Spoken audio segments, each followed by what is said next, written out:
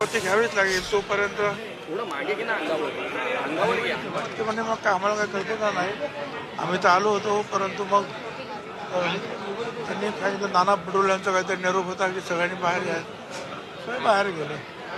आता एक आहे कदाचित ते उद्या ते शपथ घेतील आणि उद्याही शपथ नाही घेतली तर मग जे अध्यक्ष निवडले जातील त्यांच्या चेंबरमध्ये सुद्धा ते शपथ घेऊ शकतात. पण त्यांचं म्हणणं आहे का ईव्हीएमवरती आमचा संशय आहे, मरकटवाडीमध्ये जी काही घटना घडली त्याचा निषेध म्हणून आम्ही हिस्टोरी केला. ठीक आहे, पण मग तो एकच दिवस ना, आजच रोज तर करता येणार नाही. जर सभागृहामध्ये भाग घ्यायचा असेल तर त्यांना शपथ घ्यावीच लागेल, तरच ते सभागृहामध्ये कामकाजामध्ये भाग घेऊ शकते.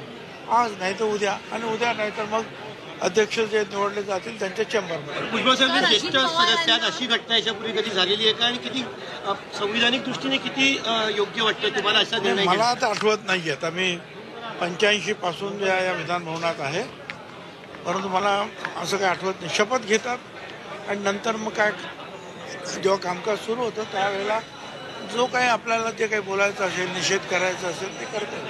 सर, अजित पवारांना क्लीन चिट मिळालेली आहे. विरोधकांचा आरोप आहे की सत्तेत आल्यानंतर, शपथ घेतल्यानंतर अशा प्रकारे क्लीन चिट. सत्तेचा काय प्रश्न आहे, तो कोर्ट आहे, ते कोर्टाने सोडलं त्यांना. नाही, पण विरोधक असं म्हणतायत की सत्ताधाऱ्यांकडे सर्व यंत्रणा आहेत, आरोप करणारे पण एकाच घरात आणि आरोप त्यांच्यावर ते पण एकाच घरात. कोण म्हणतं? कोण? विजय वडेट्टीवार असं म्हणतायत की सर्व यंत्रणा भाजपकडे आहे. भाजपच्या घरात गेल्यावरती स्वच्छ होतात, बाहेर पडल्यावरती अस्वच्छ होतात, असं विजय वडेट्टीवार म्हणतात. असं त्यांना वाटतंय, पण ते खरं नाही. कोर्ट आहे आणि कोर्टाने त्यांना जर निर्णय दिला असेल तर त्याला कोण ऑब्जेक्शन कसं काय तुम्ही घेऊ शकता? ते एखाद्या मंत्र्याने जर काय केलं असतं तर गोष्ट वेगळी. मंत्रिमंडळ विस्तार आणि खातेवाटप आणि मंत्रिमंडळ विस्तार सर्व सुरळीत पार पडेल असं वाटतंय का तुम्हाला? आणि काय अनेक खात्यांवरनं वाद आहेत किंवा?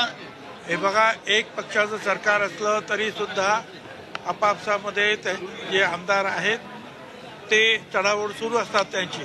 आता हे 3 पक्षाचं सरकार आहे आणि सगळ्यांना सांभाळून घ्यावं लागणार आहे मुख्यमंत्र्यांना. त्यामुळे चर्चा करून हा प्रश्न लवकरच सुटेल. 5-7 दिवसामध्ये हे सगळं काही संपून जाईल. थँक्यू. एक मिनिट, जागा कुठे? तर छगन भुजबळ यांनी सभागृहामध्ये शपथ ही घ्यावीच लागेल असं म्हटलेलं आहे. तसंच सभागृहात भाग घ्यायचा असेल तर शपथ घ्यावी लागेल असंही त्यांनी म्हटलंय.